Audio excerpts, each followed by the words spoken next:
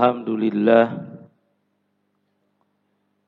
Ashhadu an la ilaha illallah wahdahu la syarikalah wa ashhadu anna Muhammadan abduhu wa rasuluh amma ba'du. Bulan ini bulan Zulqa'dah. Setelah bulan Zulqa'dah, bulan Zulhijjah. Jika ingat akan bulan Zulhijjah, maka kita secara spontanitas ingat kepada sosok seorang imam, Ibrahim alaihissalam. Untuk itu, kita akan mengkaji Nabi Ibrahim serta keimaman dari Nabi Ibrahim alaihissalam. Keimaman Nabi Ibrahim yang dilanjutkan oleh Muhammad Rasulullah sallallahu alaihi wasallam. Nabi Ibrahim sebagai imam dijelaskan Allah di dalam Al-Baqarah 134. A'udzu billahi minasyaitonir rajim. Inni ja'iluka linnasi imama. Aku jadikan engkau Ibrahim sebagai imam di muka bumi. Lalu Muhammad Rasulullah diperintahkan Allah untuk mengikuti dan berimam kepada Nabi Ibrahim.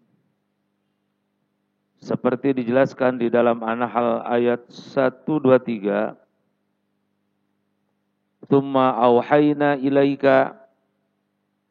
Kemudian kami wahyukan kepada engkau Muhammad, Anitabi millata Ibrahim hanifa. Ikutilah millah Ibrahim yang lurus. Karena Muhammad diperintah untuk mengikuti millah Ibrahim, maka Muhammad pun berimam kepada millah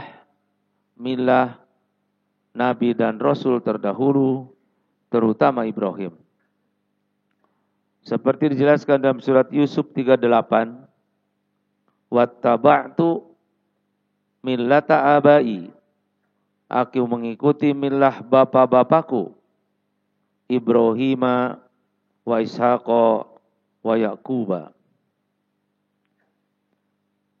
Karena Ibrahim sebagai imam, maka kata imam itu dari kata amma ya umu, yang artinya menuju, menumpu, meneladani. Maka imam adalah orang yang jadi tumpuan, orang yang jadi teladan. Sama seakar dengan kata al-ummu,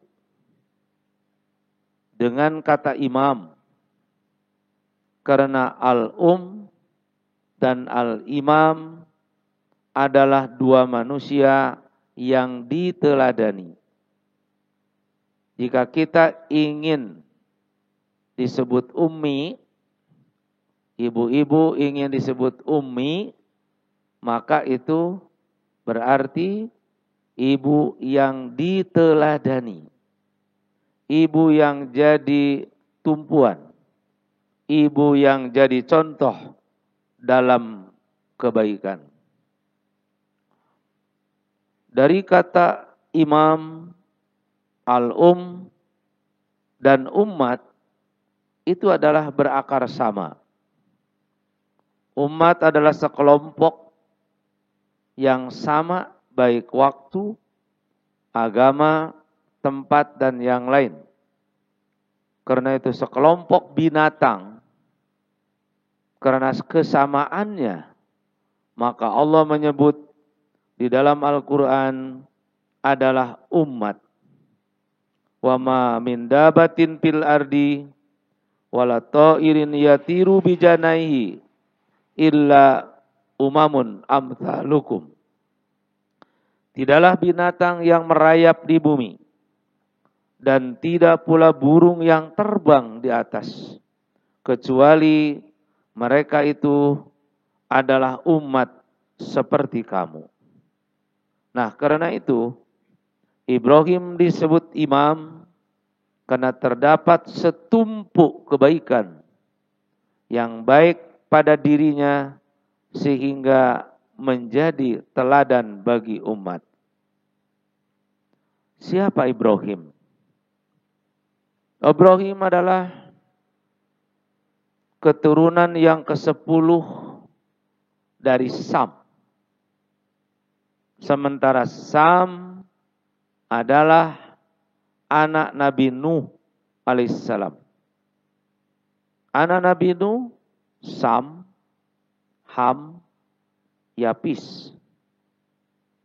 Dari Sam ke-10-nya Ibrahim. Karena itu, secara berurutan dan turunan Ibrahim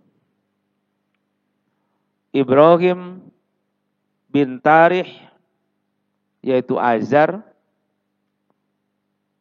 bin Nahur, bin Suruz, bin Ru'au, bin Faliz, bin Abir, bin Salih, bin Arfakshad, bin Sam, bin Nuh. Jadi Nabi Ibrahim adalah 10 keturunan Nabi Nuh alaihissalam. Ibrahim adalah bahasa Samiyah. Ada orang yang menyebut kata Ibrahim adalah bahasa Ajami. Bahasa Arabnya Ibrahim itu dari Abun Rahimun. Adalah kata majmu', gabungan. Abun artinya bapak. Rahim yang penuh kasih sayang. Jadi secara bahasa Ibrahim artinya bapak yang penuh kasih sayang. Yang terdiri dari 2 kata Rohim. Kalau dalam bahasa Arab abun, bapak. Rohim kalau dalam bahasa Arab jadi hak kecil. Rahim, yang penuh kasih sayang. Sehingga makna dari Ibrahim dalam bahasa Arab ialah bapak yang penuh kasih sayang. Ini yang disebut dengan kata majmu'. Gabungan dari 2 kata disatukan sehingga menjadi satu makna. Seperti kata Musa. Kita suka menyebut Nabi Musa. Itu adalah majmu', gabungan. Mu adalah al-ma'u, air. Sa adalah sajaroh, kayu. Jadi Musa artinya kayu yang terapung di atas air. Karena itu, orang yang disimpan di atas kayu, yang terapung di atas air, disebut saja Musa. Jadi Nabi Musa. Itu majmu', gabungan. Kalau Ibrahim dari dan Rohim. Ibnya Abun, Rohimnya adalah Rohimun, kasih sayang. Karena dia sebagai imam, Maka disebut juga Abul Jumhur, bapak orang banyak, atau Abul Ummah, bapak umat. Ajaran yang dibawa oleh Nabi Ibrahim disebut millah. Millah adalah ismun lima syara'allahu ta'ala li ibadihi ala lisanil anbiya'i liyatawassalu bihi ila jiwarillahi ta'ala. Millah adalah satu nama dari sebuah syariat yang Allah berikan kepada hamba untuk menyampaikan dirinya kepada Allah. Kitab yang dibawa oleh Nabi Ibrahim bernama Suhuf. Seperti Allah menjelaskannya, Suhufi Ibrahima wa Musa. Dan Suhuf Ibrahim sama seperti Quran, diturunkan pada bulan Ramadan. Cuman Suhuf Ibrahim diturunkannya malam pertama bulan Ramadan. Anjala Suhuf Ibrahim fi awwali lailatin min Ramadan. Allah menurunkan Suhuf Ibrahim malam pertama pada bulan Ramadan. Keimaman Nabi Ibrahim alaihissalam dapat dilihat dari sisi pertama, Nabi Ibrahim imam di dalam berdakwah. Nabi Ibrahim imam di dalam berhijrah.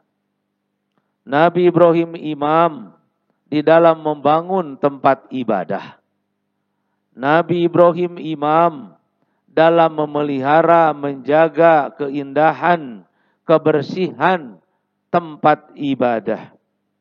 Nabi Ibrahim juga imam di dalam menjaga kesehatan diri.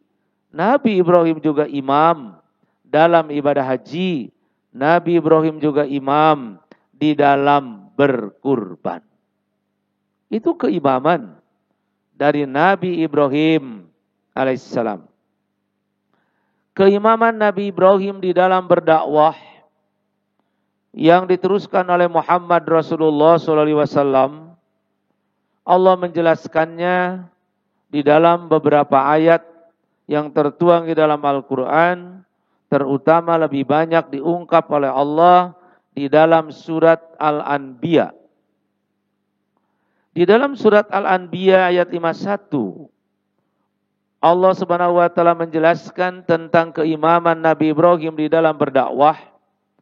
Nabi Ibrahim adalah hidup dalam keluarga penyembah berhala.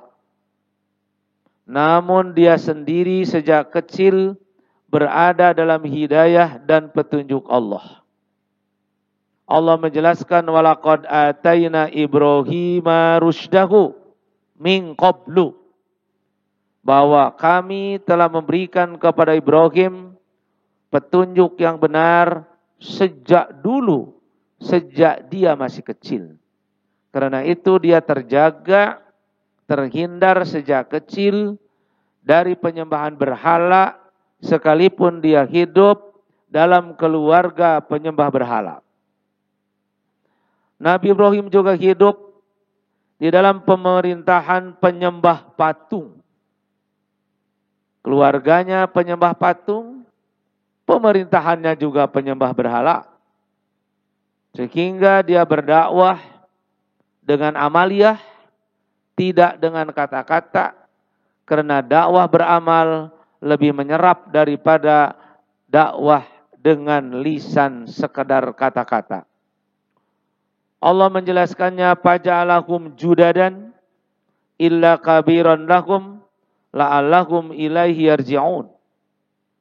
Ketika Nabi Ibrahim memotong-motong, menghancurkan patung-patung kecil, illa kabiran lahum, kecuali patung besar yang dibiarkan tidak dihancurkan. Kenapa? Supaya mereka, Raja Namrud, berikut orang-orang rakyatnya kembali bertanya, kenapa kamu menghancurkan patung-patung? Lalu Nabi Ibrahim dapat mengatakan, yang besarlah yang menghancurkan itu.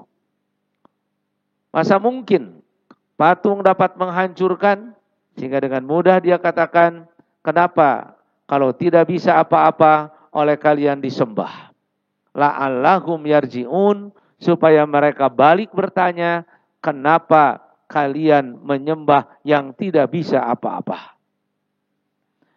Nabi Ibrahim juga berdakwah sampai dia diadili oleh Raja Namrud. Ini tertuang di dalam surat Al-Anbiya ayat 62. Qalu a anta fa'alta hadza bi ahliyatina ya Ibrahim?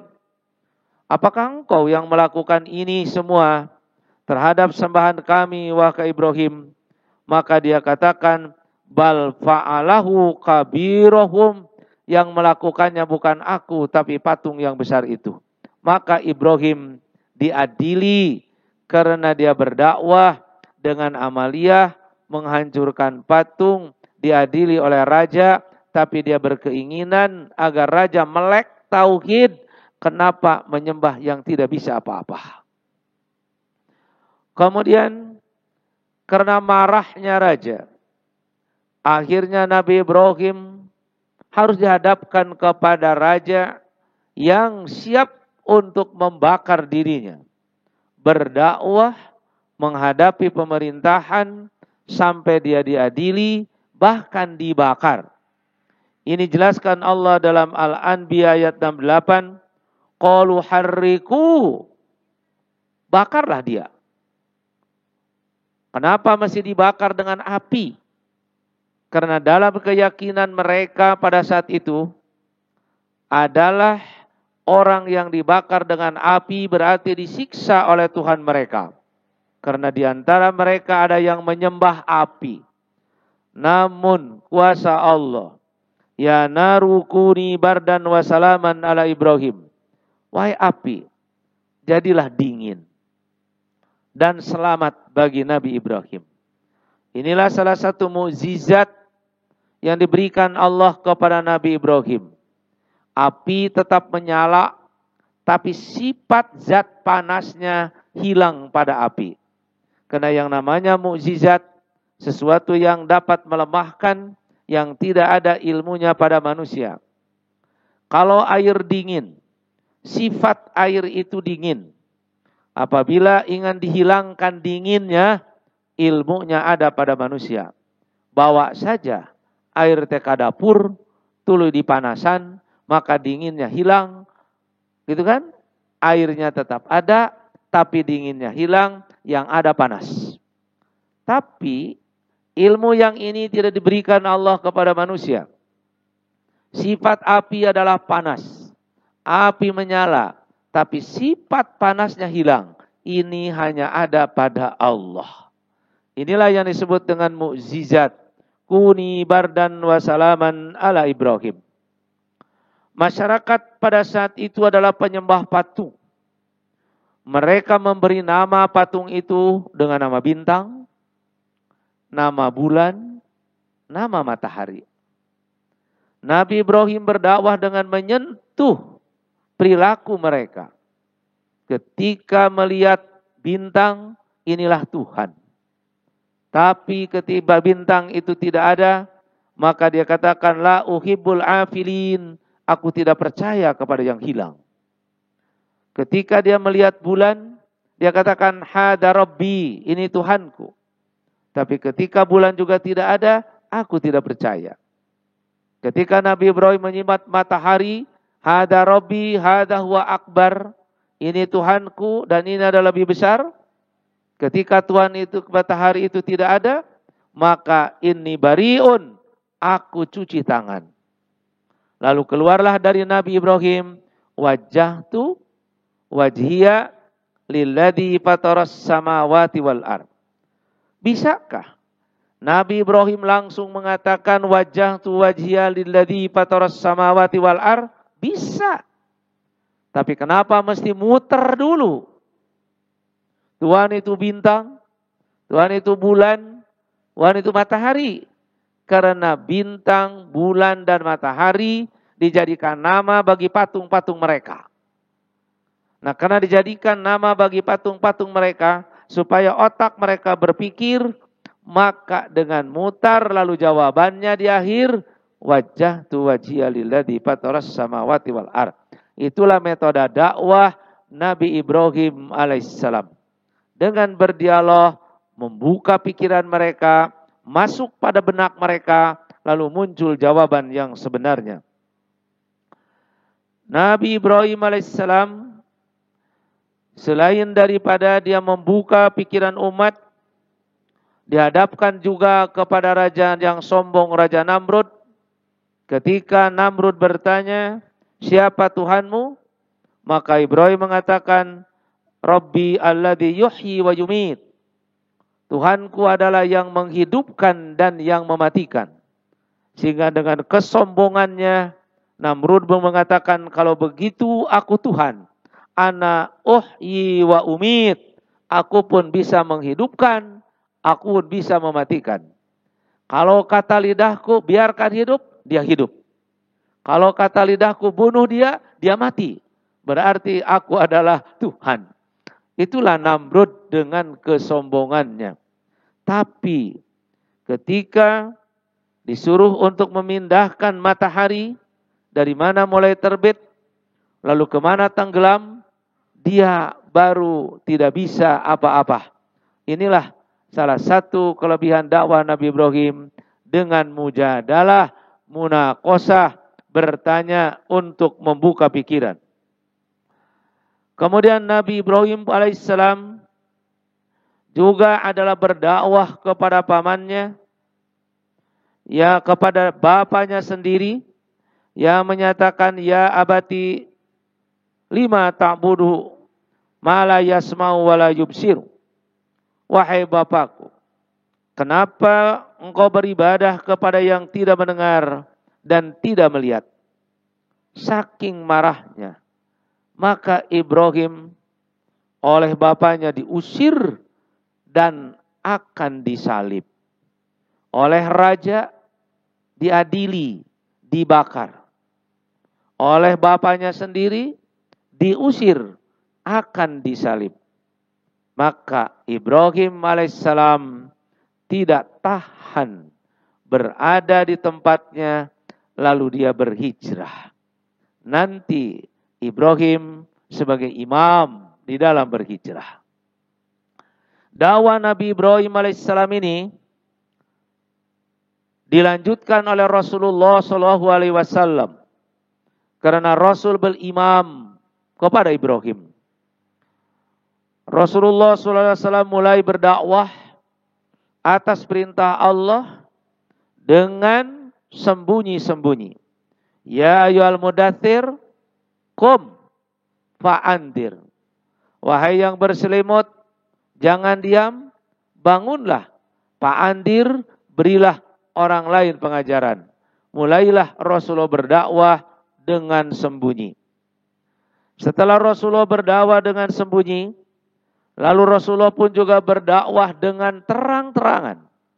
Bagaimana beraninya Ibrahim, maka Rasul pun juga mulai berani untuk berdakwah.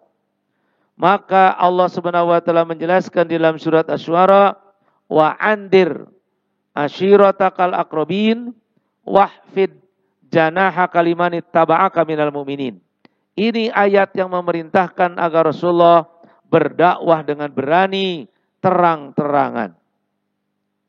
Lalu Rasulullah SAW menjelaskan, diberi petunjuk oleh Allah bagaimana dakwahnya Rasul, yang berbeda metodenya dengan dakwahnya Nabi Ibrahim alaihissalam.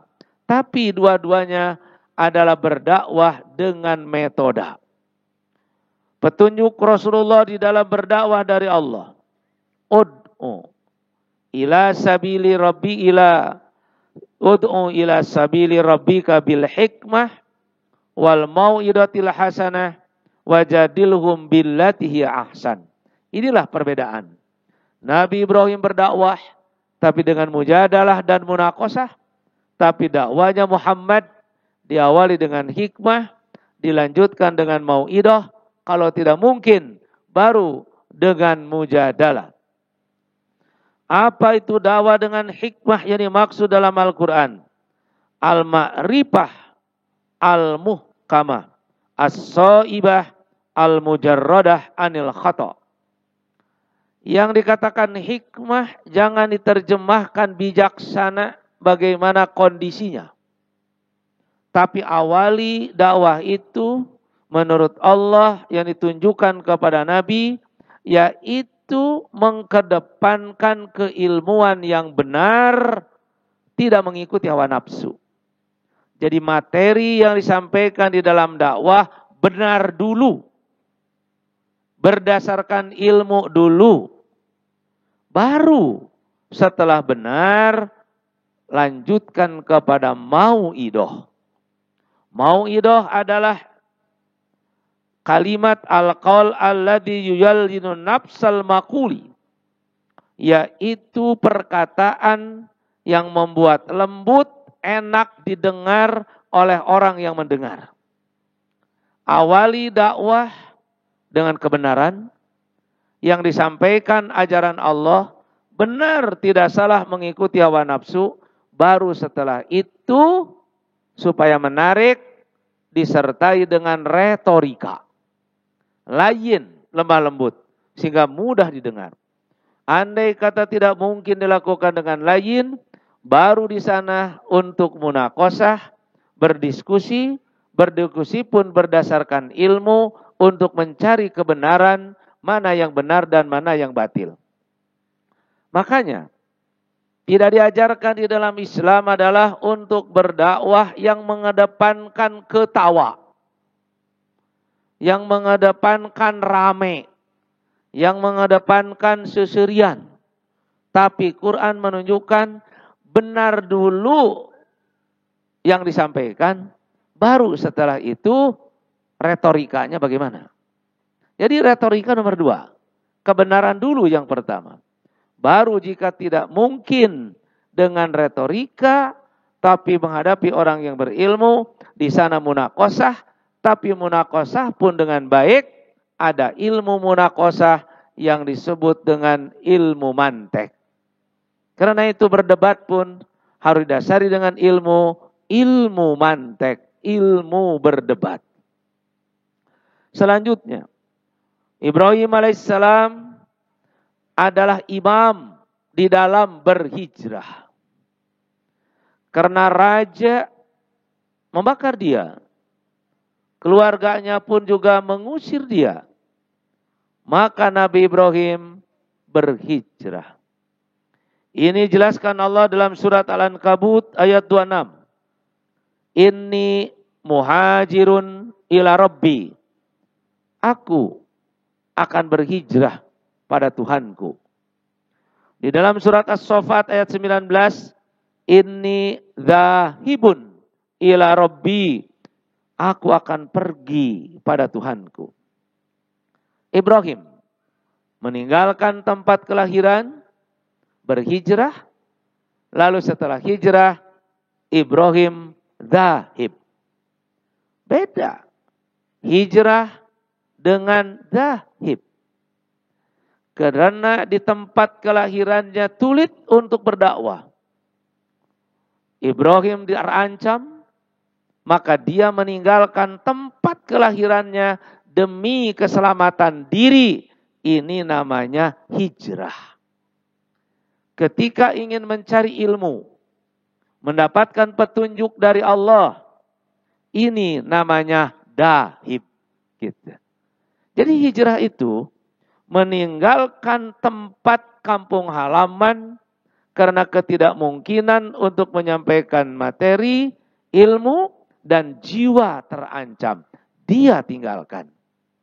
Rasulullah menyampaikan ajaran Islam di Mekah tidak mungkin. Rasulullah terancam dirinya oleh orang-orang Mekah. Maka Rasulullah hijrah.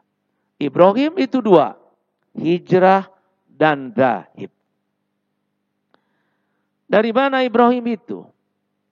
Ibrahim itu adalah orang Irak. Dia kelahiran Irak. Orang Irak asli. Kalau kita ingat Irak, ingat Satah. Saddam Hussein. Kagambar, berarti Nabi Ibrahim jangkung badak gitu ya. Dia di Irak, di suatu daerah namanya Kaldan. Ketika di kampungnya Kaldan, Irak terancam oleh keluarga, terancam oleh masyarakat, terancam oleh pemerintahan, maka dia katakan, inni muhajirun ila Rabbi. Saya tinggalkan tempatku ini, saya hijrah. Kemana Nabi Ibrahim hijrah? Nabi Ibrahim hijrah ke Damaskus. Kalau sekarang Damaskus adalah Suriah.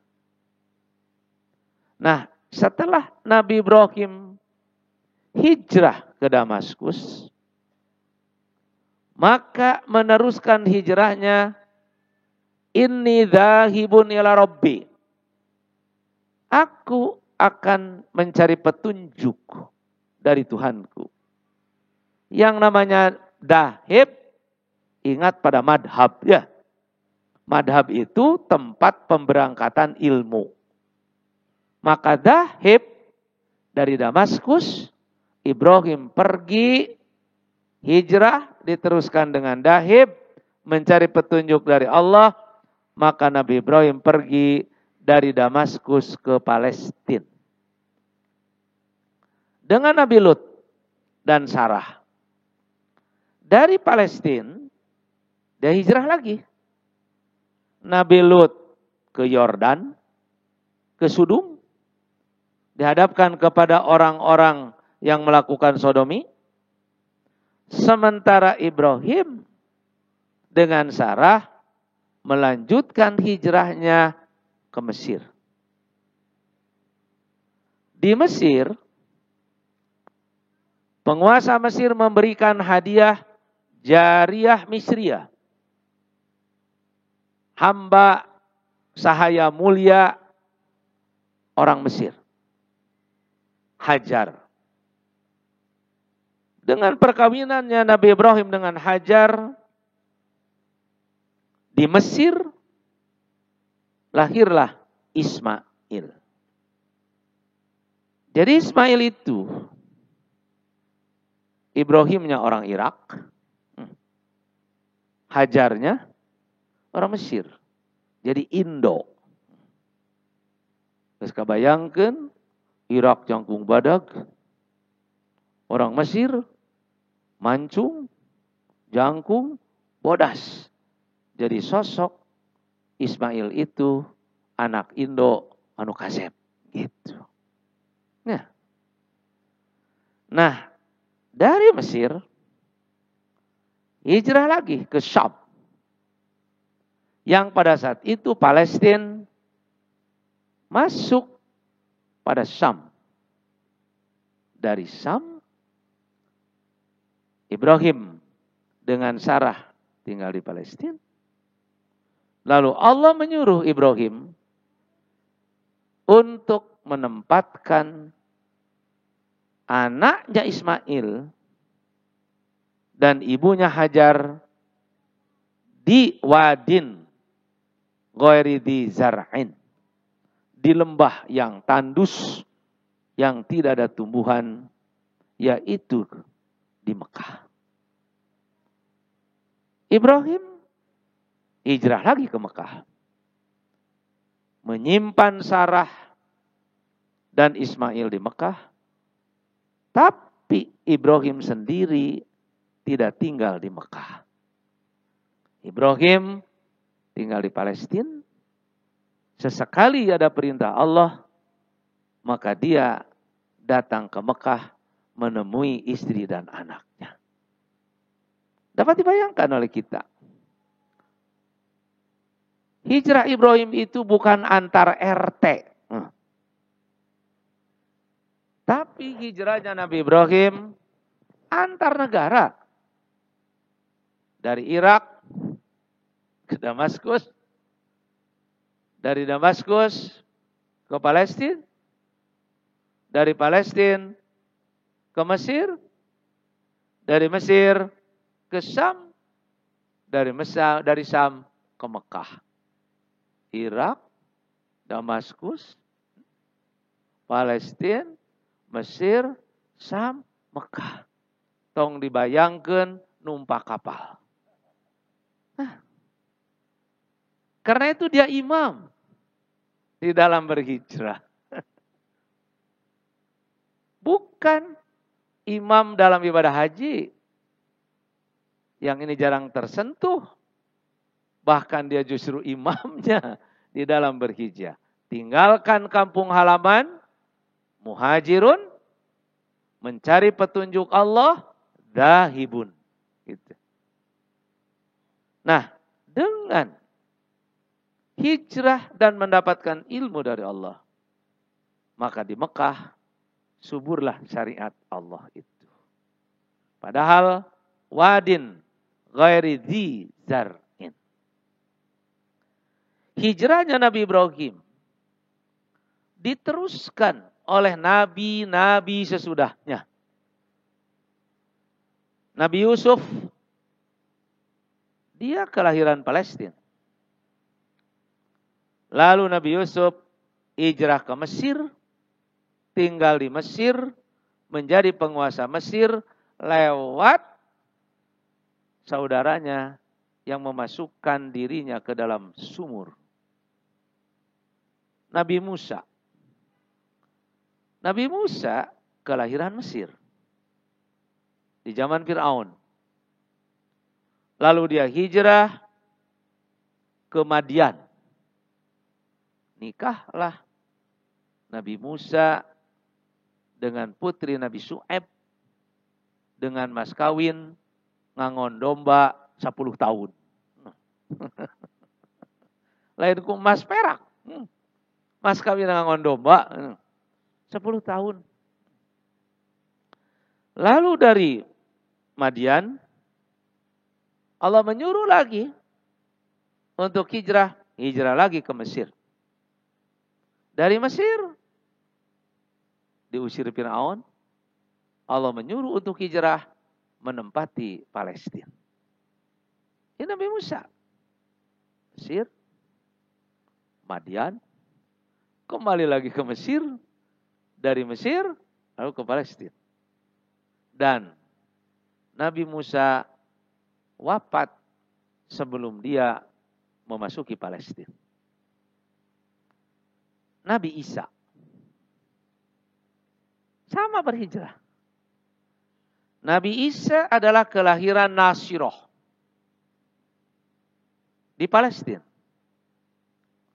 Ketika raja memberlakukan untuk membunuh setiap bayi yang lahir pada saat itu, maka seorang Bani Israel Yahudi, Yusuf An-Najjari, membawa hijrah Nabi Isa dengan Maryam ke Mesir. Setelah raja itu meninggal, maka Yusuf An-Najjari, Maryam, dan juga Nabi Isa kembali lagi ke Palestina, ke Nasiroh, lalu berdakwah. Nabi Muhammad pun juga berimam pada Nabi Ibrahim di dalam berhijrah. Nabi Muhammad hijrah ke Habasyah. Nabi Muhammad hijrah ke Taif. Dan berujung Nabi Muhammad hijrah ke Madinah, meninggalkan tempat Mekah karena terancam oleh orang-orang Quraisy. Jadi Ibrahim sebagai imam dalam berhijrah dilanjutkan oleh nabi-nabi berikutnya. Tapi nabi-nabi berikutnya tidak ada yang seperti Ibrahim hijrah yang banyak ke berbagai-bagai negara. Nabi Ibrahim pun juga imam di dalam membuat masjid, tempat ibadah. Al-Baqarah 127. Wa idh yarfa'u Ibrahimu qawa'ida minal bait wa Ismail. Ingatlah ketika Nabi Ibrahim meninggikan pondasi Al-Bait beserta Ismail. Nabi Ibrahim membangun Al-Bait, itulah Al-Bait yang ada di kota Mekah, Masjidil Haram, tempat ibadah yang pertama. Ini seperti ditanyakan oleh Abu Dzar kepada Rasulullah, ayu masjidin wudi'a fil ardi awwala, masjid mana yang dibangun yang pertama di bumi? Maka Rasul menjawab, Masjidil Haram. Summa ayyun, kemudian masjid yang mana lagi? Maka Rasul menjawab, Masjidil Aqsa, Masjid Aqsa. Masjidil Haram, baru Masjid Aqsa. Ditanya oleh Abu Dharir, kam masafah bainahuma, berapa jarak antara Masjidil Haram dengan Masjid Aqsa? Arba'una sanah, 40 tahun. Siapa yang membangun pertama Masjidil Haram, Masjidil Aqsa? Sawi menjelaskan Adam alaihissalam. Nabi Adam membangun Masjidil Haram, 40 tahun kemudian Adam membangun Masjidil Aqsa. Pembangunan Masjidil Haram pada zaman Nabi Ibrahim dilanjutkan. Bukan dia sebagai orang pertama yang membangun Masjidil Haram. Karenanya di dalam Al-Quran dijelaskannya, wa idh yarfa'u Ibrahimu qawaida. Ingatlah ketika Ibrahim meninggikan pondasi, berarti melanjutkan pembangunan. Gitu. Nah, pembuatan masjid yang merupakan dari salah satu ajaran Nabi Ibrahim, maka Rasulullah pun juga berimam kepada Nabi Ibrahim, maka Rasulullah pun membangun masjid. Masjid yang pertama dibangun oleh Rasulullah ketika hijrah, Masjid Quba. Kemudian dari Quba, Senin, Selasa, Rabu, Kamis, Jumat, Rasulullah pergi, lalu turunlah perintah untuk melaksanakan sholat Jumat, maka Rasulullah melakukan sholat Jumat yang pertama. Lanjutkan lagi Rasulullah berjalan, orang-orang Ansar meminta Nabi untuk singgah pada mereka, lalu Rasul mengatakan, biarkan unta ini adalah berjalan sendiri, nanti unta tahu di mana aku masih berhenti. Maka unta Nabi berjalan, tiba-tiba berhenti di suatu tempat yang namanya Marbad.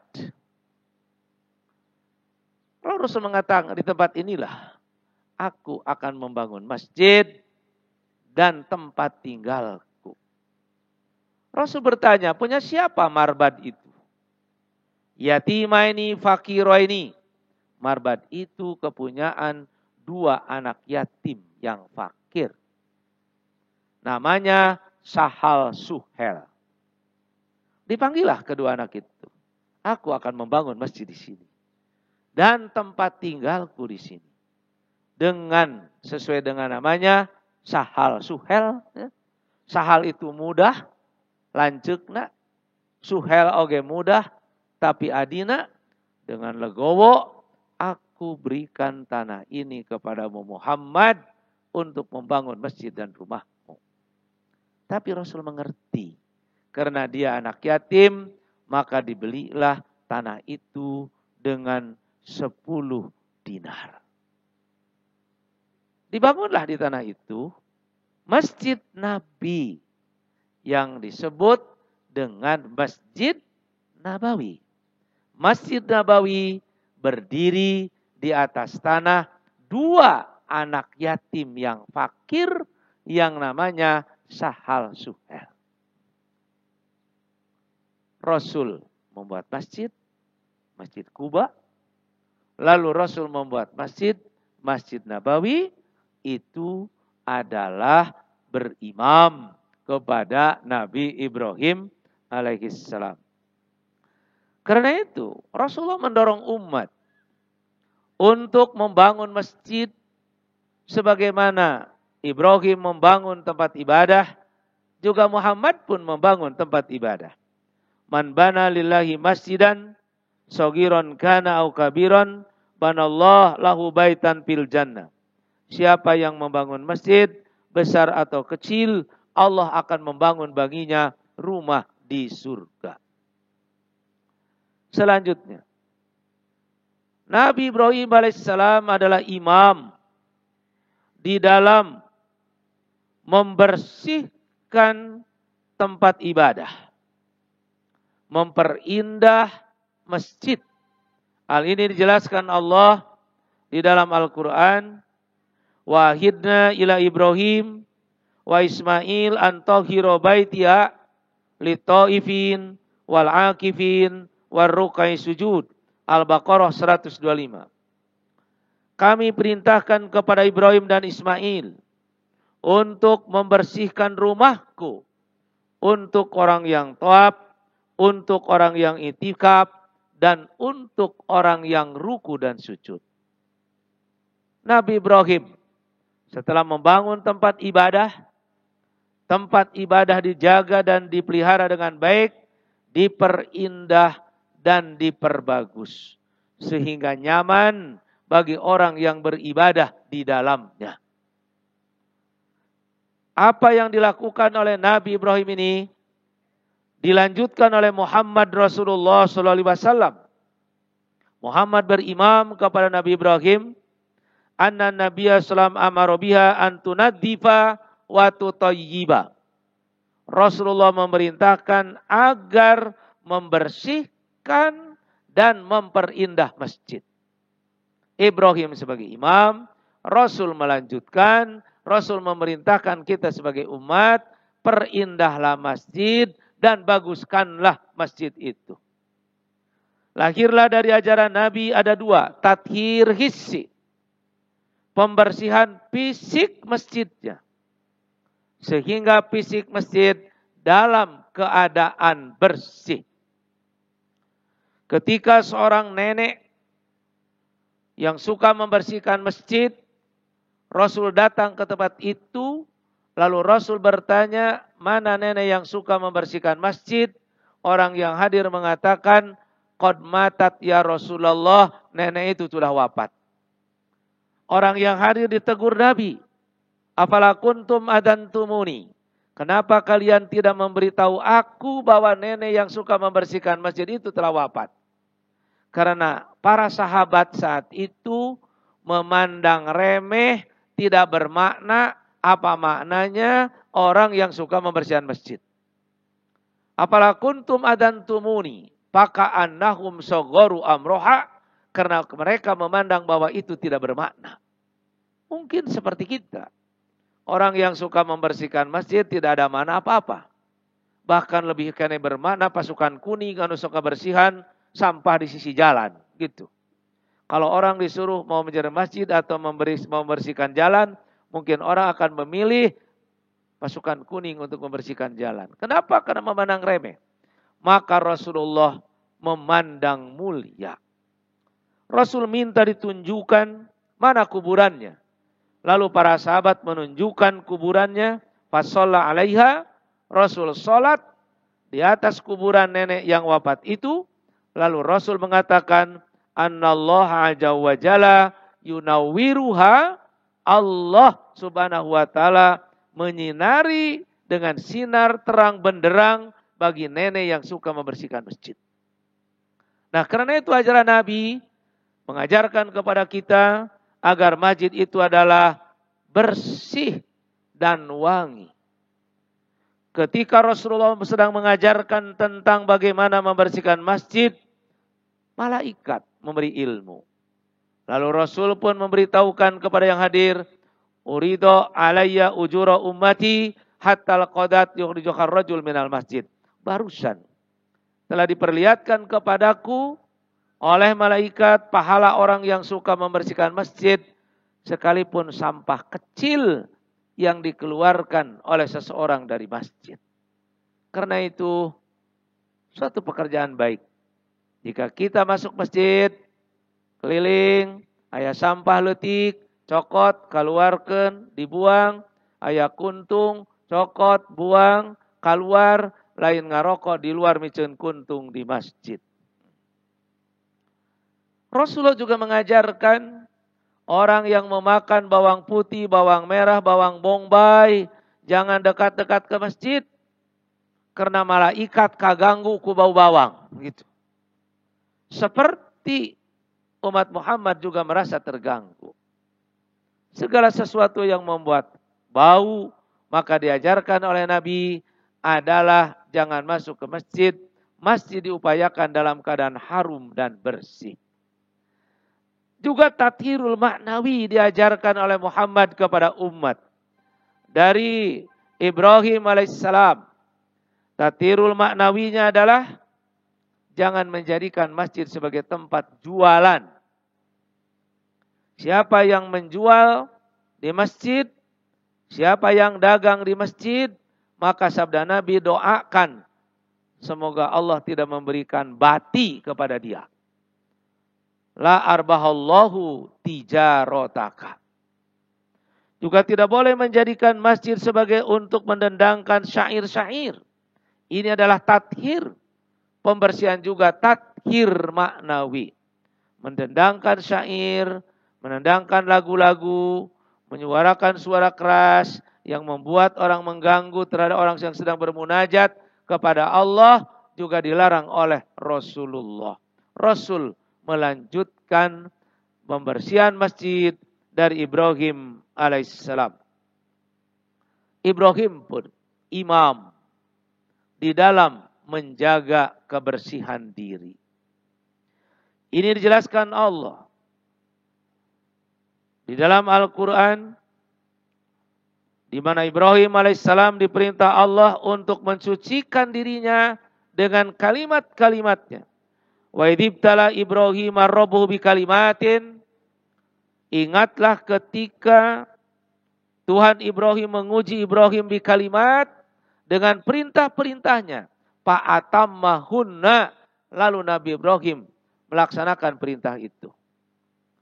Ibnu Jauzi di dalam tafsirnya menjelaskan kalimat-kalimat yang diperintahkan Allah kepada Nabi Ibrahim itu 10. Tentang kesucian diri. Asyratun firroksi, khamsun firroksi, 5 di namastaka, wa khamsun fil jasadi, 5 lagi dalam badan. 5 yang ada pada kepala, yang Allah perintahkan kepada Nabi Ibrahim agar dijaga kebersihannya. Pertama, qassus syarib. Ini yang ada pada kepala. Qassus syarib, guntinglah kumis. Lain teu menang berkumis. Menang berkumis ngan kumis ulah ngaroyom ka jalan. Ngaganggu nu laliwat. Begitu akan makan terganggu oleh kumis. Yang kedua, madmadah. Nabi Ibrahim disuruh untuk berkumur. Membersihkan kotoran-kotoran yang ada di dalam mulut. Yang ketiga, siwak. Nabi Ibrahim diperintahkan untuk membeningkan gigi. Yang keempat, istinsyak. Nabi Ibrahim diperintahkan untuk membersihkan kotoran-kotoran yang ada di dalam hidung. Yang ada dalam hidung bersih. Sehingga tidak ada kotor. Makanya kalau kita sedang melihat keur ngaji aya jalma nu keur kikieuan, biarkan saja keur ngalaksanakeun milah Ibrahim gitu. Sedang membersihkan gitu. Toharoh. Nah, yang kelima, yang perintah Allah kepada Nabi Ibrahim adalah yang ada pada bagian kepala, farqu ra'si, nyisiran rambut. Jangan dibiarkan rambut itu pajejet yang pasiksa. Rapi. Makanya ibu-ibu jangan salah berpikir. Mun ningali salaki ngagolep bae, lain beger. Keur ngalaksanakeun milah Ibrahim. Itu 5 yang ada pada bagian kepala. 5 lagi yang diperintahkan Allah pada Nabi Ibrahim adalah khamsun fil jasad. Pada badan. Yang ada pada badan, taklimul adfar. Nekte kuku. Nabi Ibrahim diperintah untuk memotong kuku. Jangan sampai kuku panjang. Jangan bangga lamun kuku jika tanduk domba. Itu tidak suci, tidak bersih. Yang kedua, yang ada pada badan adalah natful ibdi. Mencabut bulu ketiak. Nabi Ibrahim diperintah Allah untuk membersihkan ketiaknya. Rambutnya dinabtu. Sehingga berselisihlah para ulama terhadap anabtu itu. Apakah bersihnya atau anabtunya. Ada yang menyatakan bersihnya. Bisa dengan dihalku, dikerok. Iya teh. Bisa juga dengan anuroh, direrab. Direrab. Ada nuroh direrab juga rupa. Dan ada juga dengan nabtu. Imam An-Nawawi lebih cenderung kepada bagaimana kata aslinya. Yaitu dengan dinabtu, dengan dicabut. Gitu. Cuman sabar bedugen. Gitu. Nah, yang ketiga. Allah merintahkan kepada Nabi Ibrahim dalam ayat ini adalah halqul ana. Mencukur rambut kemaluan. Ini di sini adanya. Termasuk toharoh itu. Bahkan di dalam hadis Nabi, ala yajidu min arba'ina yauman ulah leuwih ti 40 poe gitu. Ngan tangtu keur nyukuran ieu mah ulah kadatang ka salon tesi gitu ya. Kudu ku sorang. Halqul ana. Yang keempat, khitan. Nabi Ibrahim diperintah Allah untuk khitan. Kalau kita mau mencari dalam Al-Quran kata-kata hitan, itu tidak akan ada ditemukan kata hitan. Tapi hitan yang menjadi syariah, mana ayat petunjuknya? Di sini ayat petunjuknya. Yaitu berkaitan dengan ajaran Nabi Ibrahim, toharoh terhadap diri sendiri. Khitan. Karenanya khitan itu sejajar dengan motong kuku. Khitan itu sejajar dengan mencabut bulu ketiak. Khitan itu sejajar dengan halqul ana. Makanya yang ada walimah, aulim walau bisyat, lakukanlah walimah sekalipun dengan memotong kambing kecil terhadap pernikahan. Diusahakan ada walimah. Tapi untuk khitan sejajar dengan mencabut bulu ketiak, nah orang pernah menang undangan dalam rangka syukuran, mencabut bulu ketiak belum pernah kita dapat. Makanya dalam khitan sejajar dengan itu.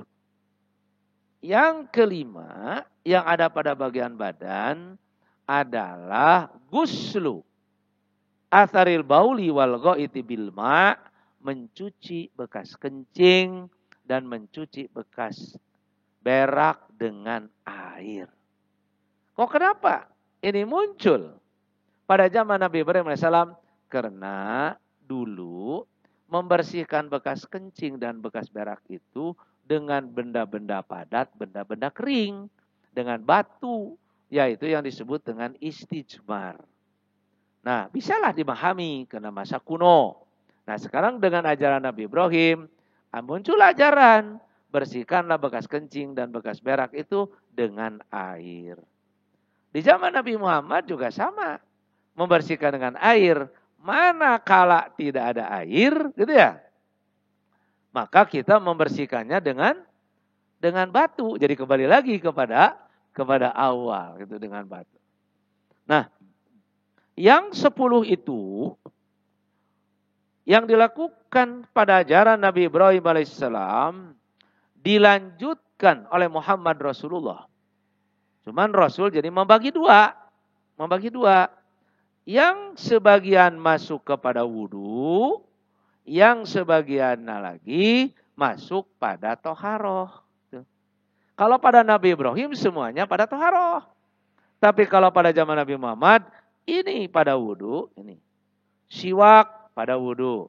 Menghirup air ke dalam hidung pada wudhu. Berkumur juga ada pada wudhu. Tapi yang lainnya, Rasul menyatakan, khamsun minal fitrah. Ada 5 kesucian. Itu istihdad, memotong rambut kemaluan. Ini tidak dimasukkan ke dalam wudhu. Khitanan, qasus syarib, menggunting kumis, nabdul ibti, mencabut bulu ketiak, taklimut adfar, memotong kuku. Ini khusus dikelompokkan 5 termasuk kesucian. Yang lainnya dari milah Ibrahim itu dimasukkan ke dalam wudhu. Selanjutnya, Nabi Ibrahim alaihissalam adalah imam di dalam ibadah haji. Ibadah haji yang sudah ada sebelum manusia ada, yang pertama sekali dilakukan oleh malaikat. Lalu ibadah haji dilakukan oleh Nabi Adam alaihissalam. Kemudian Nabi ibadah haji dilanjutkan pula oleh Nabi Nuh alaihissalam. Terjadilah gorok, banjir. Maka di zaman Nabi Hud, di zaman Nabi Soleh, itu tidak ada ibadah haji. Nah, di zaman Nabi Ibrahim, setelah terjadinya banjir, Hud dan Soleh tidak ada ibadah haji, maka ibadah haji dilakukan lagi oleh Nabi Ibrahim. Karena itu, Nabi Ibrahim alaihissalam di dalam melaksanakan ibadah hajinya adalah periode kedua. Karena periode pertama ibadah haji itu malaikat, Nabi Adam, Nabi Nuh, Hud, Soleh tidak ada ibadah haji. Baru periode kedua muncul ibadah haji pada zaman Nabi Ibrahim alaihissalam.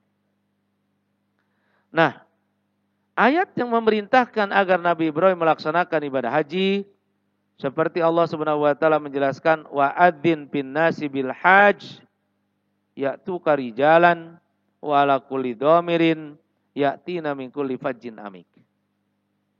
Setelah Nabi Ibrahim membangun Al-Bait, Nabi Ibrahim disuruh untuk memanggil manusia untuk melakukan ibadah haji. Maka Nabi Ibrahim pun memanggil agar manusia melakukan ibadah haji, maka datanglah dari pelosok-pelosok yang sangat jauh melaksanakan ibadah haji. Ada yang melaksanakan ibadah hajinya adalah dengan rijal, yaitu berjalan kaki. Dan ada juga yang melaksanakan ibadah hajinya domir, melaksanakan ibadah haji dengan menunggangi unta yang kurus. Jangan digambarkan unta yang kurus tidak akan sampai ke Mekah. Itu memberi arti bahwa tadi nama onta telintuh karena perjalanan yang sangat jauh, capek jeung untanya kurang makan, maka unta menjadi kuru. Menggambarkan orang yang akan melaksanakan ibadah hajinya dari tempat yang sangat jauh. Nah, ibadah haji yang dilakukan oleh Nabi Ibrahim alaihissalam dengan lengkap dilanjutkan oleh Muhammad Rasulullah, atimul hajja wal umrata lillah. Ayat ini turun pada tahun ke-6 Hijrah. Tapi tidak bisa dilakukan ibadah haji karena gangguan orang Quraisy. Setelah Fathul Makkah, Mekah dikuasai oleh Muhammad dan para sahabat, barulah tahun ke-9 Hijrah para sahabat mengawali ibadah haji Amirul Hajjnya Abu Bakar Siddiq. Setelah aman, karena pada tahun ke-9 itu baru tunduk masyarakatnya, ibadah hajinya belum sempurna, maka pada tahun ke-9 terjadi dua versi ibadah haji. Ibadah haji ajaran Nabi Muhammad dan ibadah hajinya orang-orang Arab jahili.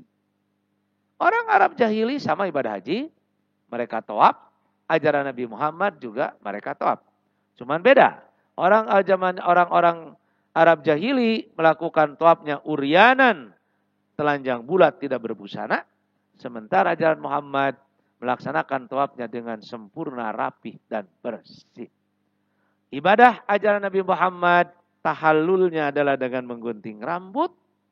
Tapi tahallulnya ibadah haji jahili dengan menghalalkan seluruh tubuh kepada siapa saja yang mau, sehingga bercampurlah di depan Ka'bah siapa saja yang berkehendak, gitu kan?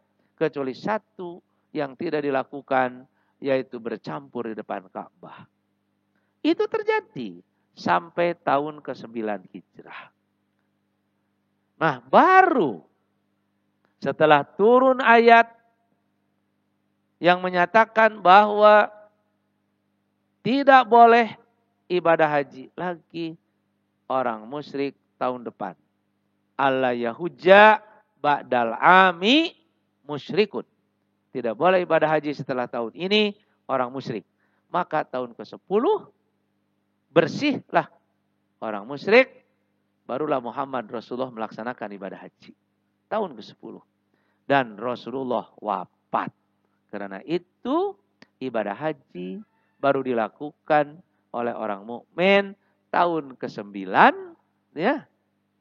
Itu diawali oleh para sahabat. Dilanjutkan oleh Muhammad tahun ke-10. Muhammad melaksanakan ibadah hajinya semasa hidup cuman 1 kali. Ini dijelaskan di dalam surat yang tertuang di dalam surat An-Nasr. Idza jaa nasrullahi wal fath. Jika datang pertolongan Allah dan kemenangannya tahun ke-8. Wa ra'aitan nasa yadkhuluna fi dinillahi afwaja. Engkau melihat orang masuk Islam berduyun-duyun tahun ke-9. Fasabbih bihamdi rabbik wastaghfirhu innahu kana tawwaba. Ini tahun ke-10 yang menggambarkan Muhammad setelah melaksanakan ibadah haji, maka Muhammad akan cepat pulang ke Allah. Karena itu tidak lama setelah turun surat An-Nasr, usia Nabi hanya 81 hari menjelang wafatnya. Yang berikutnya, Nabi Ibrahim adalah imam di dalam berkurban. Nabi Ibrahim imam di dalam berkurban. Yang dilanjutkan oleh Muhammad Rasulullah. Ini yang tertuang di dalam surat As-Saffat ayat 107. Kalau ibadah haji diawali oleh malaikat, lalu dilanjutkan oleh Nabi Adam alaihissalam, maka kurban diawali oleh 2 anak Adam. Kita diperintahkan Allah untuk membaca kisah kurban 2 anak Adam itu. Watlu ibnai Adama id qarraba kurbanan fatuqubila min ahadihima walam yutaqabbal minal akhari. 2 anak Adam disuruh berkurban, Qabil dan Habil. Kenapa mereka disuruh berkurban? Karena Hawa melahirkannya kembar-kembar. Dan Hawa melahirkan 20 kali. Kalau 20 kali melahirkan kembar-kembar, laki-laki dan wanita, berarti anak Adam teh sabaraha? 40. 20 wanita dan 20 laki-laki. Anak pertama Adam, Qabil, kembarannya Iklima. Sedangkan Habil anak kedua, kembarannya Labuda. Anak terakhir dari Nabi Adam yang keluar dari Hawa, Abdul Mugis. Kembarannya Ammatul Mugis. Karena Habil dibunuh oleh Qabil, ya berarti anak Adam yang laki-laki kurang sabaraha? Kurang hiji. Berarti wanitanya pasangan anak hiji. Tuh. Sedangkan di zaman Nabi Adam berarti syariatnya teu aya nyandung di zaman Nabi Adam. Tidak ada ngawayu, da kudu jeung pasangan anak kaditu jeung kembaran disilang. Maka Allah memberikan hibah kepada Nabi Adam. Nah, lahir lagi Hawa, melahirkan anak laki-laki, munfaridah, sendirian. Hibah di dalam bahasa Ibrani namanya shish. Shish. Urang sok nebutna teh sit. Nah sehingga anak Adam yang lahir sendiri tanpa pasangannya yang wanita adalah Nabi Sit. Gitu.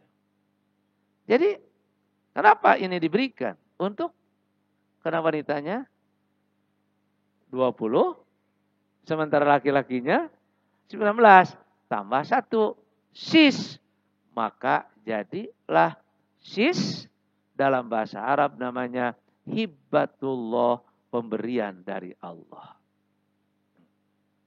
Oh, kenapa terjadi kurban? Ketika Qabil diperintah untuk mengawini saudara selangnya Habil, silangnya Labuda. Karena Labuda berparas kurang baik, sementara kembarannya adalah Iklima adalah berparas baik, maka dia menolak untuk mengawini Labuda. Allah menyuruh agar keduanya berkurban. Qabil adalah sohibu zar'i, tukang peplakan.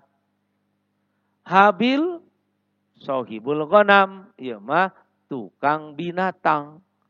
Maka Habil berkurban dengan kabshin, sementara Qabil berkurban dengan zar'i, hasil bumi itu pun yang busuk. Ciri diterima kurbannya akalat hunar, jika kurbannya disambar api. Maka Adam berdoa, siapa yang kurbannya diterima? Maka yang disambar oleh api adalah kurbannya Habil. Karena kebencian kurban tidak terima, maka Qabil mengatakan, la aktulannaka, aku akan bunuh kamu. Adam, Qabil, Habil, Hawa, saat itu berada di Hindia Utara. Maka Adam pergi ke Mekah. Di saat kondisi Adam pergi ke Mekah, kesempatan Qabil untuk membunuh Habil, mumpung bapak teu aya, gitu. Tapi Qabil sendiri tidak tahu bagaimana cara membunuh orang, sabab can aya jalma nu maehan jelema. Karena belum ada orang yang membunuh. Iblis mengajarkan bagaimana cara membunuh orang. Membawa seekor burung, disimpan di atas batu, lalu burung diprek-prek. Maka Qabil mendapat ilmu dari iblis, oh gitu cara maehan jelema. Di saat Habil sedang tidur, lalu dia pukul dengan batu, lalu dia pun mati. Ketika Adam sedang melaksanakan ibadah haji di Mekah, ada firasat terjadi sesuatu.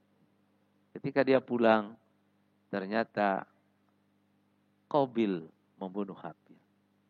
Diusir dia oleh Adam. Kemana dia diusir? Maka Qabil diusir dan dia pergi dengan membawa kembarannya Iklimah ke Aden, salah satu tempat yang sekarang menjadi nama di kota Yaman. Dia pergi ke Yaman. Di Yaman Datang lagi iblis. Kenapa Habil diterima kurbannya dan disambar api? Karena Habil penyembah api. Karena itu, supaya kamu diterima, sembahlah api, buatlah oleh engkau tempat ibadah kepada api yang disebut Baitun Nar. Kalau mun urang mah Baitul Haram, ya, Baitul Maqdis, ai parentahan iblis mah Baitun Nar. Rumah tempat menyembah api. Maka Qabil membuat Baitul Mal, Baitul Nar. Setelah dia membuat Baitul Nar, dia menyembah api. Orang pertama yang menyembah api adalah Qabil. Lahirlah dari Qabil seorang anak a'ma, buta. Lalu anak buta itu punya anak lagi, Ibnu A'ma, anak dari yang buta. Berarti cucunya Qabil. Qabil setiap lewat dilempar batu oleh orang. Maka cucunya Qabil, anak dari yang buta, berkata kepada bapaknya yang buta, itu bapakmu Qabil suka dilempari dengan batu. Maka anak yang buta, lantaran gede tenaga, gede emosi, mengambil batu, lalu Qabil dilempar dengan batu, mati di tangan anaknya. Jadi Qabil itu mati oleh anaknya sendiri yang buta. Anak dari yang buta mengatakan, kok bapak membunuh bapak? Karena dia emosi lagi, anaknya diangkat, kemudian dilempar, lalu anaknya pun mati. Berkatalah orang yang buta, wailun li qad qatala abi wa qatala ibni. Celaka aku hidup. Aku telah membunuh bapakku sendiri dan aku telah membunuh anakku sendiri. Keturunan dari yang buta ini dijelaskan oleh Al-Baghawi di dalam tafsirnya, membuat kerusakan di bumi, nyanyi-nyanyian, mabuk-mabukan, dan perzinahan, sampai menyebar perilaku yang buruk. Itu pada zaman Nabi Nuh alaihissalam, lalu ditenggelamkan semuanya oleh Allah pada zaman Nabi Nuh. Sementara keturunan Shish adalah mereka yang beriman, yang diselamatkan oleh Allah pada zaman Nabi Nuh alaihissalam. Ini kisah awal di dalam berkurban. Dua anak Adam, Qabil dan Habil. Masuk pada zaman Nabi Ibrahim. Ibrahim bermimpi. Tanggal 8 bulan Zulhijjah menyembelih anaknya Ismail. Karena dia mimpi, maka tanggal 8 disebut Yaumut Tarwiyah, hari mimpi. Pada tanggal 9 dia mimpi lagi. Dia yakin, keyakinan Arafah. Maka pada tanggal 9 disebut Yaumul Arafah. Tanggal 10 dia melaksanakan penyembelihan, maka penyembelihan disebut Yaumun Nahri. Karena itu hari Tarwiyah, hari Arafah, dan hari Nahar. Ketika Ibrahim akan menyembelih anaknya, Allah menggantinya dengan seekor kibas yang sangat besar. Papadainahu bidimhin adimin. Kenapa? Allah mengganti dengan sembelihan yang sangat besar dengan seekor kibas.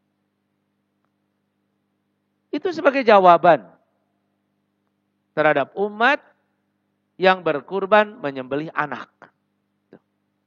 Apakah Allah tidak bisa menyuruh kepada Nabi Ibrahim, Ibrahim berkurban sembelihlah kibas sejak awal itu? Bisa. Tapi kenapa mesti muter heula?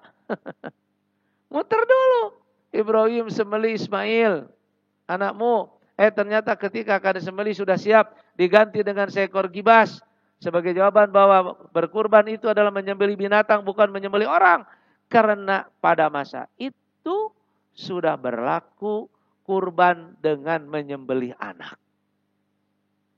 Ketika akan disembelih Ismail, orang mengatakan Ibrahim sama dengan kita. Kurban akan menyembelih anak. Ketika diganti dengan seekor kibas, maka sebagai jawaban, kurban bukan menyembelih anak, tapi adalah menyembelih binatang. Begitulah dakwah Ibrahim yang disebut dengan munaqashah. Nah, kurban sejak zaman Nabi Ibrahim itu diteruskan oleh Muhammad Rasulullah SAW. Fasolli li rabbika wanhar. Allah menyebutnya di dalam Al-Quran wanhar, nahar. Kita suka menyebut kurban. Kadang disebut udhiyah. Disebut udhiyah karena biasanya disembelih pada waktu duha. Disebut kurban karena pendekatan diri kepada Allah. Tapi kurban lebih umum daripada nahar. Karena kalau kurban bisa dengan apa saja. Anak Adam dengan kambing, anak Adam dengan hasil bumi. Di zaman Nabi Idris dengan biji-bijian. Gitu kan? Kemudian di zaman Nabi Nuh alaihissalam dengan makanan. Itu kurban. Karena merupakan pendekatan diri kepada Allah bisa dengan apa saja. Tapi fasolli li rabbika wanhar berarti ibadah kurbannya harus berupa ibadah penyembelihan. Nahar. Makanya nahar adalah nama ibadah yaitu ibadah menyembelih. Sebab ibadah terupa-rupa. Aya ibadah lumpat. Apa ibadah lumpat? Lari, tapi ibadah. Sa'i. Aya ibadah maledog. Gitu ya. Lombar jumroh. Aya ibadah sare. Ibadah kene sare ge. Oh jigana meureunna mun sare di pengajian ibadahnya. Gitu. Aya ibadah sare. Apa itu? Mabit di Muzdalifah. Mabit di Mina, itu ibadah. Aya ibadah menyembelih, yaitu yang kita sebut kurban. Karenanya jika ada wacana bahwa lebih baik kurban itu dengan uang, gitu, karena lebih praktis, teu kudu mencit, teu kudu ngarit, bahkan miskin lebih senang diberi uang daripada diberi daging, maka kurban tidak bisa diganti dengan uang. Kenapa tidak bisa diganti dengan uang? Karena hilang esensi ibadahnya. Karena ibadahnya ibadah menyembelih. Kalau diganti dengan uang berarti uang teu dipencit gitu. Zakat emas bisa diganti dengan uang, namanya takwil ba'id. Tapi kurban tidak bisa diganti dengan uang. Maka dirinci oleh Nabi setelah bermilah kepada Nabi Ibrahim untuk berkurban pada zaman Nabi Muhammad, yaitu pada surat Al-Hajj ayat 36. Wal budna dan binatang kurban. Berarti umat Muhammad mah kurbanate kuduku binatang. Ja'alna halakum min syairillah. Aku jadikan buat kamu kurban itu syiar Allah. Karena itu ramaikanlah kurban itu. Kemudian lakum fiha khairun. Pada binatang kurban terdapat kebaikan. Tenaganya bisa dipakai untuk membajak. Dagingnya bisa dimakan. Dan kebaikan dari binatang itu bisa dipakai ibadah, disembelih. Beribadah pada Allah, ganjaranana keur urang. Matak urang kudu bersyukur. Sapi nu dipencit, ganjaranana keur urang. Dalamun dibalikeun mah jigana moal daek. Urang nu dipencit, ya. Terus pahalana keur sapi. Nah, karena itu kalian mesti bersyukur. Fadkuru ismallah alaiha. Sebutlah nama Allah ketika menyembelihnya. Ada 3 lafaz yang bisa dikutakan. Al-Maraghi menyebutnya yang panjang. Bismillahi Allahu Akbar. Allahumma minka wa ilaika. Bismillahi dengan nama Allah. Allahu Akbar, Allah yang maha besar. Allahumma ya Allah, minka, binatang ini darimu, wa ilaika, dan dipakai ibadah kepadamu. Lamun panjang teuing bisa dipotong. Bismillahi Allahu Akbar. Panjang keneh lantaran pohoan, potong deui. Bismillah. Mun geus bismillah tong dipotong. Sama lamun dipotong bismi, dengan nama apa binatang itu disembelih? Maka minimal kita menyebut bismillahirrahmanirrahim. Sawafa, binatang itu disembelih bukan dalam keadaan berbaring, tapi binatang itu disembelih dalam keadaan tegak berdiri. Jadi kurban itu mencit binatang nate kudu ditangtungkeun. Tong digolerkeun gitu. Nah make kudu ditangtungkeun tong digolerkeun pan ieu Qur'ana shawaf. Karena itu ketika saya dulu tahun 84 dengan Ustadz Bukhari di depan, Ustadz Bukhari menyembelih kambing di tegak berdiri.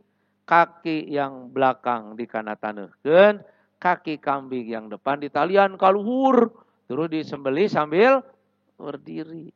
Maka saya tanya kepada Ustadz Bukhari, kenapa disembelihnya sambil berdiri begini? Dia jawab dengan ayat ini. Kumaha kelamun sapi? Jawabannya hebat dari Ustadz Bukhari, mencitna tong sapi. Berarti kalau mencit sapi ya sedang tungna, nah gitu. Nah, bagaimana tuh kata Quran sawafa? Quran itu adalah ilmiah dan menggunakan bahasa ilmiah. Kalau Al-Quran berbicara kuno, maka tafsirannya kuno. Kalau Al-Quran berbicara modern, maka penjelasannya modern. Seperti Al-Quran berbicara tentang tempat ibadah yang pertama. Inna awwala baitin wudi'a linnas lalladzi bi Bakkah. Tempat ibadah pertama yang dibangun adalah lalladzi bi Bakkah, pakai ba. Kenapa pakai ba? Tidak Makkah tapi Bakkah. Karena Al-Quran sedang berbicara rumah bareto. Lamun rumah bareto berarti bahasa nage kudu bahasa bareto. Bareto bahasa yang pertama adalah Bakkah. Setelah bahasa Ibrani Bakkah berkembang menjadi bahasa Ismailiyin, bahasa Ismail, lalu berkembang menjadi bahasa Quraisy, dari ba berubah menjadi mim, menjadi Makkah. Lari ke Indonesia jadi Mekkah. Nah, itu adalah lahjat. Nah ini sama. Bahasa kuno, al-budnu itu bahasa kuno.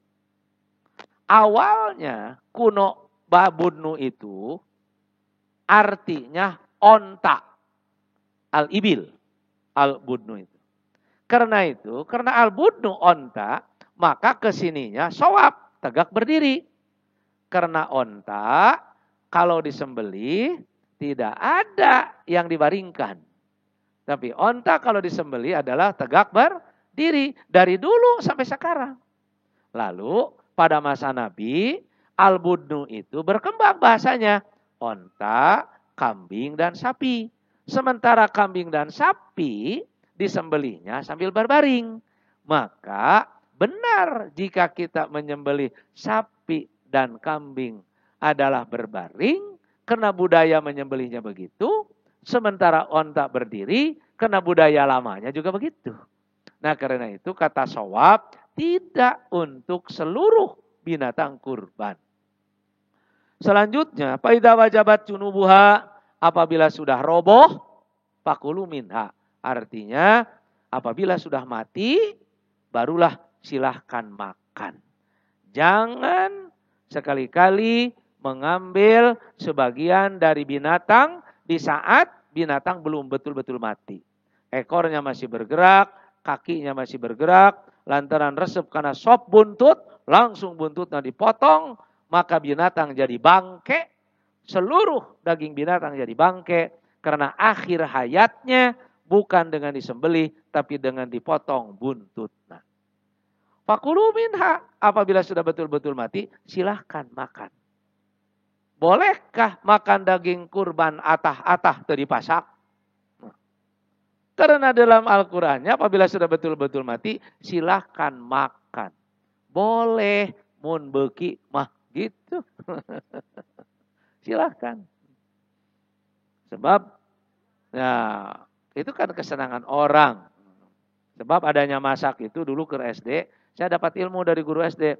Nenek moyang kita dulu makan daging itu tidak dipasak.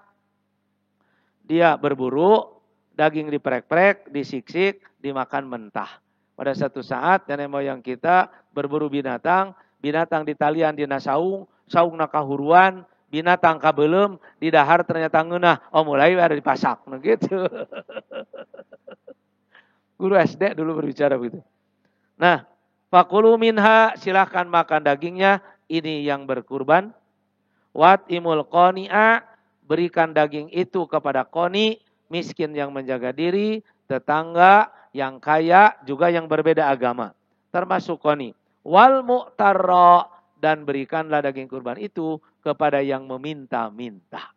Sehingga daging kurban yang disembelih dibagi 3/3. Sepertiga untuk yang menyembelihnya, sepertiga untuk qoni, dan sepertiganya lagi untuk mu'tar. Inilah yang dilanjutkan oleh Rasulullah SAW dari mila Ibrahim dalam berkurban. Ada satu kisah seorang laki-laki yang sangat miskin, dia ingin berkurban, bertanya kepada Nabi, saya hanya punya seekor kambing, itu pun betina. Apakah saya mesti berkurban? Maka jawaban Nabi, la, teu perlu, tidak usah. Kumaha da hoyong atuh? Walakin qallim adfaroka, tidak usah kamu berkurban, potonglah kukumu, wa qassi syaribaka, guntinglah kumismu, wakhlaq anataka, gundulilah rambut kemaluanmu. Batur mah mencit domba, urang mah mencit kumis. Nah gitu. Ngan lamun batur mencit domba dibikin ke fakir miskin ditarima, mun urang mah mencit kumis moal anu narima. Nah gitu. Oh kenapa? Nabi menyuruh memotong kuku, gunting kumis, dan memotong rambut kemaluan. Artinya, kurban salah satu mila Ibrahim yang dilanjutkan oleh Nabi Muhammad. Orang lain menyembelih kurban salah satu dari mila Ibrahim. Ada mila Ibrahim yang lain yang dapat kamu lakukan. Memotong kuku, menggunting kumis, dan memotong rambut kemaluan. Makanya nanti kalau ada panitia, ngajakan kabatur, hayu urang kurban. Ah kuring mau mal kurban, bawa-bawa aya potongan. Gitu. Karena ada orang yang datang kepada Nabi, tidak usah memaksakan kalau memang tidak berkemampuan. Ibu-ibu dan bapak yang dimuliakan oleh Allah Subhanahu wa taala, itulah sosok seorang imam Ibrahim alaihis salam. Imam dalam berdakwah, imam di dalam berhijrah, imam di dalam membuat masjid, imam di dalam membersihkan masjid, imam di dalam membersihkan diri, imam di dalam berhaji, juga imam di dalam berkurban. Aku qauli hadza wa astaghfirullah li wa lakum. Wassalamualaikum warahmatullahi wabarakatuh.